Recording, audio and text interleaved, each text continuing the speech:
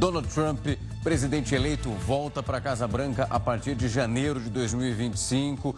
Kamala Harris hoje discursou, assim como Trump fez à madrugada aqui no Brasil. Temos vários pontos importantes que precisam ser analisados. Mas antes disso, eu te levo numa viagem direto para a Flórida, conversar com o nosso correspondente Vandrei Pereira, que acompanha exatamente os movimentos finais. Ainda tem leitura acontecendo, tabulação dos votos. Vandrei, uma ótima noite para você, meu amigo, por aí. Nós já temos um resultado, já anunciamos isso aqui, mas quando olhamos o mapa, a gente percebe que a porcentagem, nada de 100% completamente apurado. Temos o suficiente para ter um resultado, mas a contagem ela ainda continua. Difícil de chegar nesse 100%, parece, né, Rafael? Boa noite a todos que nos assistem também aqui no jornal.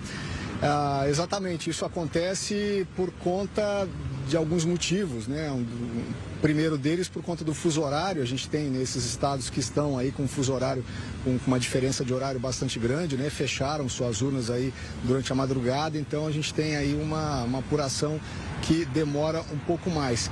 Mas um ponto que é bastante de destaque nesse sentido é a questão dos votos pelo correio. Aqui por conta, viu, Rafael, dessa independência, né, dos estados, e por isso Estados Unidos, né, desde a formação do país, os estados, essa autonomia dos estados faz com que alguns recebam mais votos pelo correio, mas já possam abrir antes mesmo do fechamento das urnas. Outros só podem ler esses votos, né, só podem computar esses votos recebidos pelo correio depois do fechamento das urnas e alguns depois de 1 hora do fechamento das urnas. Para dar um exemplo, o Arizona é um estado onde os moradores votam, 80% dos moradores normalmente votam pelo correio, ou seja, a gente tem uma quantidade imensa de votos chegando lá pelo correio. A gente está aqui no meio de Palm Beach, embora toda a movimentação de apoiadores republicanos já tenha passado, mas a cidade já vive um clima normal. A gente tem um caminhão de bombeiros, do Corpo de Bombeiros, passando aqui nesse momento. Mas falando lá do Arizona, então nós temos uma leitura desses votos que chegam pelo correio e que acabam fazendo com que o computar desses votos no total fique um pouco mais lento. Por isso, a gente pode ter aí, pelo menos, segundo os especialistas americanos, mais 2 dias pelo menos ainda de leitura de votos, de contagem de votos, para que se tenha um resultado final e que a Comissão Federal de Eleição possa dar oficialmente, né, a vitória para Donald Trump. Mas a gente já sabe que, diante dos números, né, diante de todos os números que nós temos agora, Donald Trump é, sem dúvida, já o candidato que vai assumir o governo em 2025. Falando sobre Donald Trump, ele que passou também seu dia aqui na Flórida, continua aqui em Palm Beach, né?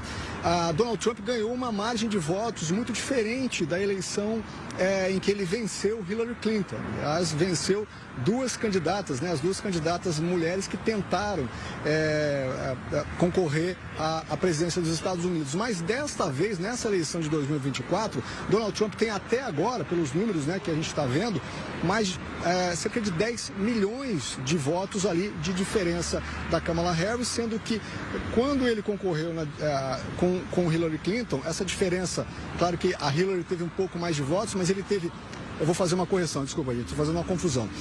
Nesse momento, Donald Trump tem cerca de 72 milhões de votos. Quando ele venceu Hillary Clinton na campanha de 2016, ele chegou com 62 milhões de votos. Embora ele tenha ganhado menos votos no popular na Hillary, ele ganhou pelo colégio eleitoral. Mas o que eu quero dizer é que, nesse momento, Trump tem uma massa popular de apoio muito maior. E é por isso que é com isso, né, que ele conta para fazer o governo dele nesse momento. Mas, diante de muitas promessas de Donald Trump, ou seja, de um país que está num momento muito complicado, com uma baixa popularidade de Joe Biden, a gente sabe que muitas pessoas, já com algumas com quem eu conversei, que são democratas e que votariam em candidatos democratas, decidiram votar numa segunda opção, uma opção diferente, para que o país possa mudar, para que se tenha uma mudança. E vamos ver se essa mudança acontece. Falando especialmente da economia e da questão migratória, que são 2 pontos que incomodam bastante aqui os americanos. Viu, Rafael? Vandrei, obrigado pelas informações. Vida aí voltou já à normalidade, né? Depois daquela expectativa já para o resultado, caminhão de bombeiro, trânsito bombando aí atrás de você.